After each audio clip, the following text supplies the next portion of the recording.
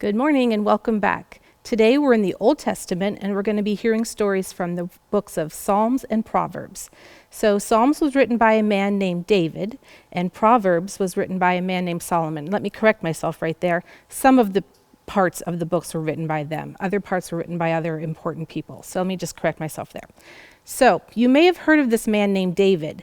Maybe you heard of a stone and a giant and a little boy. That was David, the David and Goliath story that you are probably really familiar with. He grew up to be a king, and then, so he wrote some of the books in Psalms, and then he moved on, and then his son Solomon came up, and Solomon became king, and he wrote some books in Proverbs. So the first thing I want you to know is that right off the bat, it talks about fearing the Lord. I don't want you to think that that means that you have to be afraid of God. Like, you don't need to be afraid of him like the boogeyman or spiders or whatever it is that you're afraid of. What this means is you have to respect him.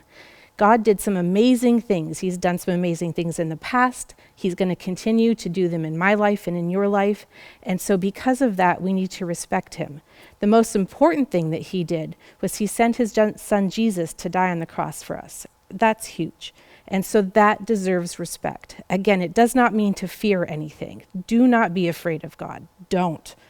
Respect him and thank him and value what he's done for you. So it moves on into the Proverbs and Psalms that Pastor Jeff is going to talk about today. And it starts to talk about blessings and how blessings start out in one generation. And then as that generation, maybe you think about your grandparents, as they build a relationship with God and they live their lives for God, they will be blessed. And then guess what happens? As their lives are blessed, their kids get blessed. That would be your parents. And then as your parents build their relationship with God, God blesses them by blessing you. And then, hard to believe it, but at some point you might have kids. And then as you build your relationship with God, God will bless your family, your kids, your grandchildren. So that's what Pastor Jeff is going to talk about today.